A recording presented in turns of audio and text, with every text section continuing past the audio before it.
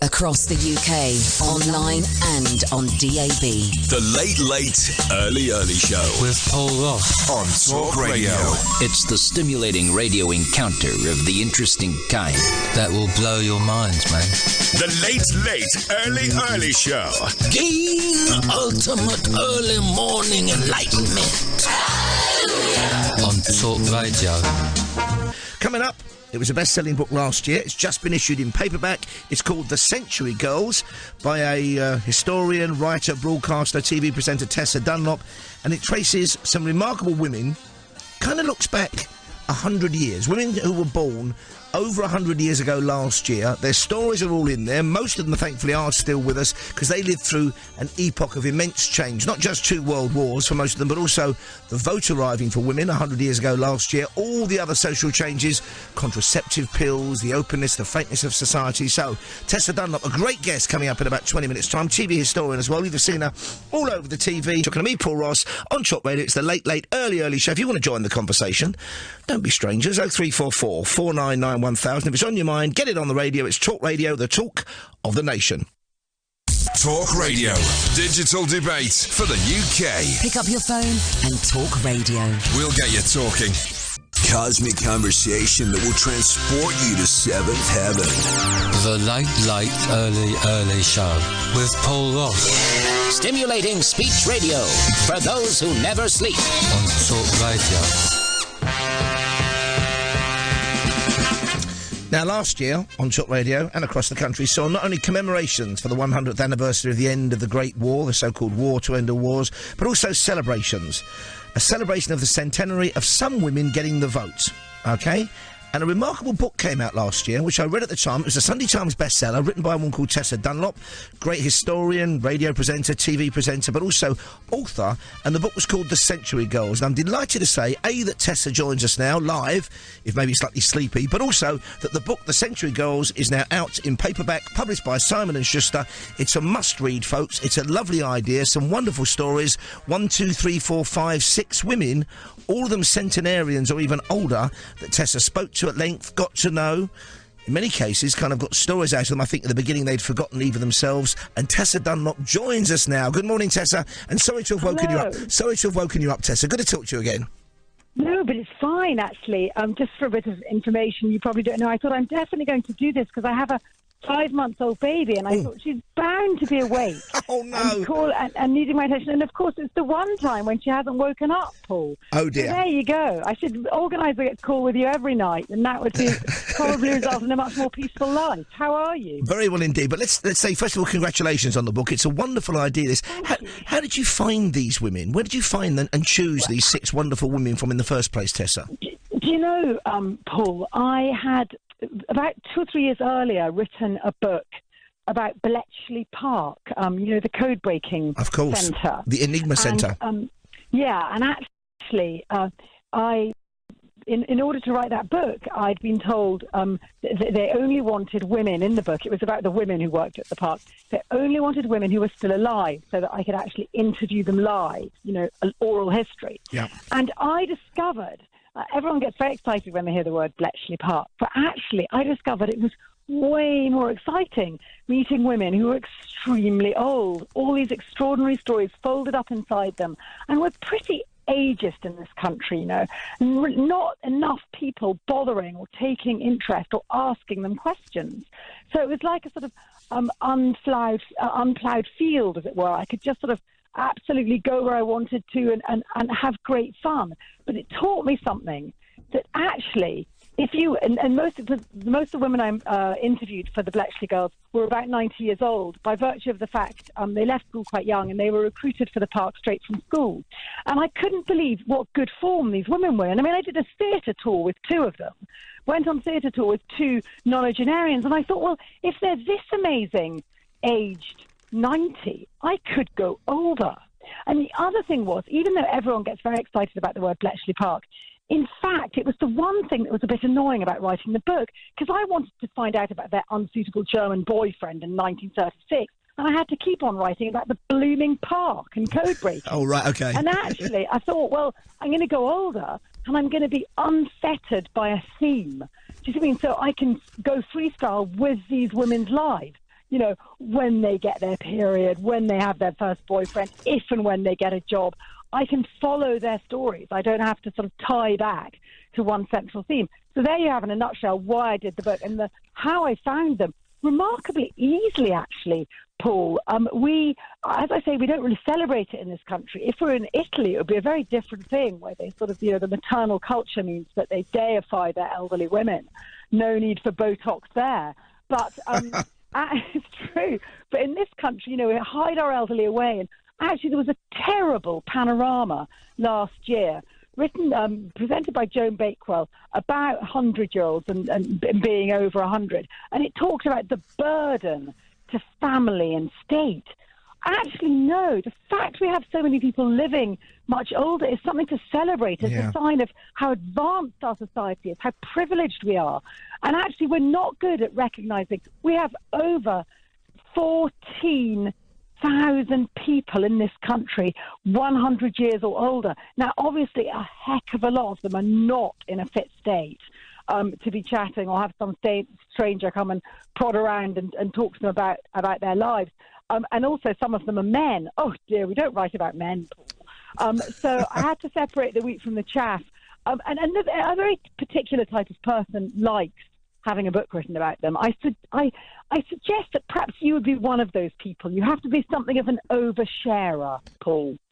So they had to be oversharers, and they also had to be really pretty fit mentally and physically. But also, I think though, Tessa, I think what's interesting is, you're maybe doing yourself a disservice. You're being not falsely modest, but being a bit modest, because obviously you got to know them, they got to know and trust you. But I also wonder whether, I've noticed this in my own family, as people get older, some of the kind of boundaries about what you don't speak about disappear, and they kind of almost they almost loosen the corset or unbuckle the belt, if you like. And that's the interesting thing. There is actually a big ethical question when you're working with the extreme elderly. Now, I think I'm right in saying, and I'll be corrected if I'm wrong, but I'm pretty sure I'm right. You're not allowed to cold call and cold sell to the over 75s. So if you're somebody who's, door to door trying to, sell me some new insurance or something, if the person registered at the address you're about to knock on is over 75, I don't think you're allowed to do that. And in fact, there was that controversy, wasn't there, about some poor woman who was constantly replying with cheques to kind of letters she was receiving unsolicited. Yeah. So in that way, you're right, there needs to be a duty of care. Indeed, and actually, if you, and a lot of elderly are isolated, and again, more shame us, that you're physically much reduced off and you're unable to get yourself out and about. And if you're over 100, for goodness sake, your peers have all died. Yeah. Most of your friends have gone. Your partner, all the people who you remember. Can you imagine that? I mean, it's the most extraordinary space to be in, really. Everybody your age, or nearly your age, and older are dead. So actually incredibly isolating. So if somebody bumps into your sitting room and goes, what ho, here's a slice of cake, let's have a long, long chat all about you, and human nature loves talking about itself, then yeah, that is appealing, and there is potential there to exploit. So what I found was, and I'd already slightly come across this with the Bletchley Girls. The Bletchley Girls, I gave them all the different sections of the book about them, and it ended up being total bedlam. They're all sort of rewriting the book, age 90. Do you know what I mean? Yeah. So this time I did say if they wanted to proof it themselves, that they could. But for those who weren't able to or didn't have the interest, and obviously your sight might be going if you're over 100, or your inclination to read long screeds, I would read it out to them. There was actually this hysterical exchange I had in the British Library. I suddenly got in a panic about it being unsuitable. It was about this lovely Phyllis. She's an absolute gift. She's still going, not been too well recently, so big up to Phyllis in Edinburgh. She was massive. I really wanted the Scottish narrative, so I was obsessed about getting a good Scot in. And again, it shows you, it's a testament to the kind of the wide-ranging nature of history and women's lives and men's lives. Because she was born in India, Phyllis, I think, if memory serves, wasn't she? And was a wartime factory girl, so she saw so many social changes. Oh, just quite magnificent. She was so fun. I went to visit her several times, and I obviously crossed way too many boundaries. Became fully engaged in each other's lives, we did. But Phyllis, I went to visit several times, and she said, that woman, I can't abide that woman, and spoke about a politician. I presumed it was Margaret Thatcher. We all talk about that awful woman. I thought, this is great. It's a bit of politics for the book. She was talking about Nicola Sturgeon. Oh, wow.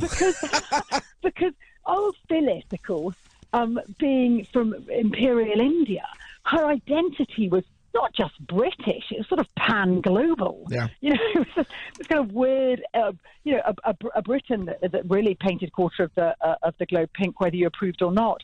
And she laid out her 7 blue passports.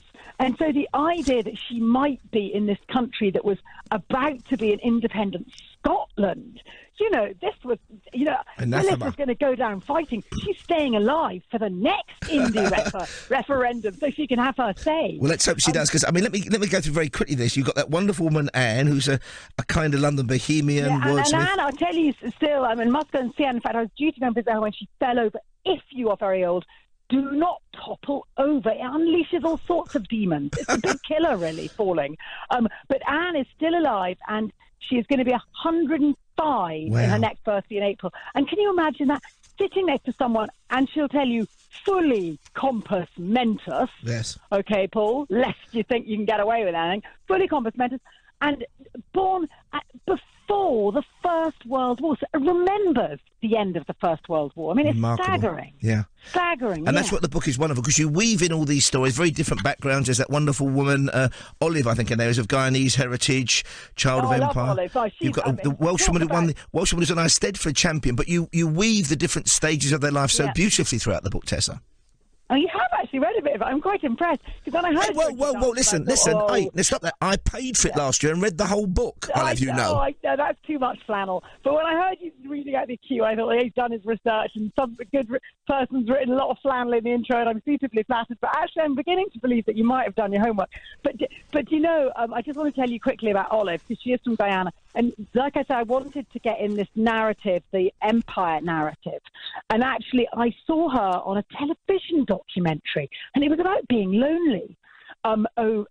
Just another panorama, actually, about being lonely. And this was about 4 years ago. And I thought, God damn it, forgive me, Olive, but I don't care about you being lonely. I just want to know about the story behind those sepia photographs. And also, once I get hold of you, you won't be lonely.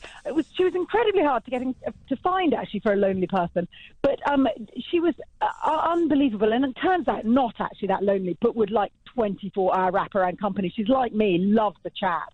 And I don't know, I can't tell you. It was so moving. It was such great perspective. I mentioned I have a 5-month-old baby, and in fact I had a bit of a trauma, and I'm midway through a pregnancy 2 or 3 years ago. I lost a baby. I got listeria and had this little, stillborn, and it was really traumatic. And those women were incredible friends to me, Paul. I sort of thought, I can't work. I felt so low. Not only had I lost this baby, but then it turned out I couldn't get pregnant again. It's just awful. And I went to their houses, and I lay on their floor. I remember Joyce, who is from Cambridge, Mary Beard's tutor, actually. She's the youngest. I call her the baby spice of the book. The youngest, only just 100. And I just remember lying on her sort of faded pink carpet and sobbing, and her just so helping me from her wealth of experience as a woman, as a tutor of students. But also, I think, if memory serves, she was an Oxford graduate, and that must have been very unusual for her age and class. Hugely unusual. And actually, Joyce, someone who never got married herself, who never had children herself, went through the sort of 20th century when it was all about the nuclear family. I mean, she was alive and a young woman in the era when, I think it was Barbara Cartwell wrote and said, "You're not a woman unless you've got married and had a baby." And she went through that period single, an academic, without children, and thrived and prospered. So these women know about being in the face of adversity, whether in a major way or in a micro way, And actually, what's really interesting, if you want to live a very long time, and this doesn't apply to you, Paul, because you're not a woman, but if you want to live a very long time as a woman, anecdotally, I would suggest you don't have children. I, in the end, came across about 50 women who were 100 or over. And just on an anecdotal level, and that's quite a big sample, by the way, because there's only, X thousand standing alive, about 50% of those women didn't have children. I became really fascinated by this, because if, for those women, if they were all alive today, 9/10 of that generation did have children. And yet 50% of my sample were showing that they didn't have children. And so in my book, 3 of the 6 don't actually have children. And that I came to the conclusion that there might have been something in that. I then became obsessed with my own family tree and all the sort of spinster aunts in it who lived a very long time. Aunt Eupham, with a set of teeth she'd take out and place in a glass before she had dinner. But, you know... So yeah, they were all just on a really personal level. I found them the most incredible. And it's that personal level I found wonderful because, you know, the great works of art, great works of fiction, great novels have that texture of reality. And there are so many small details in this. I'm thinking of, just from memory now, one of Helena, I think, and her stepmother, who's a right piece of work. I think Helena married somebody called Percy. And there's wonderful stuff when they said they've got to move out because the stepmother, I think, pinches Helena's dress or something, causing a family. And it's those details that are like something from an Alan Bennett screenplay. But you know what? That's also, and Helena, by the way, I loved Helena. She played to 800 strong Hay on Wye Festival last year, and then a month later went and met her maker. What a way to go out! I mean, she bought the house down. She had a bigger audience than Ian McEwan and all of literati that turn up in a Welsh field. Anyway, just quickly on that. She didn't get married. She fell in love with this man, Percy, at the beginning of the war. Did not get married till 1944, and that meant, by the way, not having sex. Because generally, I pretty quickly discovered when I was obviously going to have to ask these 100-year-olds about their sex life, and I was a bit worried because that generation, it's a bit different. But it turned out, as Helena said, well, my father would say to me, before I went to Sunday school, don't you go getting into trouble now. She said, I didn't know what he was talking about. There was no such thing as sex education, and you certainly didn't fraternise until you had a ring on your finger. And she didn't get married till 44. Because her mother had died and her father expected her to stay behind and, as she was the oldest child, look after her younger siblings. To be the proxy parent. And you know what? And she did it. Yeah. As she said, well, nowadays I would think, sod you, father, she'd say. But not then. And that was extraordinary. I also met Edna, and again, the same story. The family came first. And if that meant that you had to sacrifice the chance of having your own family, so be it. It was really interesting, Paul. Honestly, we're so... I don't know, the ego rules today. It's very different. I'm not saying it's better or worse, but, and it's not just because of Instagram, but I love a bit of Instagram. And I put them on Instagram, by the way, if people want to know how they're doing and what they look like and stuff. I'm often posting pictures. I do get their permission, don't worry. But we are a more selfish lot these days. Now, obviously because of circumstance, because we expect the state to step in and look after old Aunt Mabel or whatever. But it's just a different way of living. And also, I think there's there's a geographical continuity to lots of these women's lives as well, which many of us have lost now. Yeah, I mean, really since the Industrial Revolution and onwards, we've been moving further and further away from home. I did a programme recently. I'm married to a Romanian, and I couldn't believe it. Since Ceausescu's time or whatever, 3 million Romanians have left Romania. Yeah. And that's just one tiny example. You're not going to be at home, are you, to look after your old to look after your old grandma if you're living in another country. Tessa, we've got to say goodbye. We've got to leave it there, but you're an amazing guest. Warming up. And well, I can tell that. Blimey, Charlie, I want some of what you're on. Just say something. I've got the fact that I only woke up 2 minutes before I talked to you, so I hope I made some sort of sense. You were brilliant, as ever. A seasoned broadcaster, great TV presenter. But the book truly, folks, is a lovely read. It's called The Century Girls. It's published by Simon & Schuster. It's in paperback now. It was a Sunday Times bestseller. And the author, Tessa Dunlop, as you've heard, is a force of nature. On Talk Radio, coming up, well, talk about handbrake turns from wonderful women who live to be 100 years plus to Reggie and Ronnie Cray on Talk Radio, the talk of the nation. Across the UK, online and on DAB. We are Talk. Talk Radio. Give it some lip.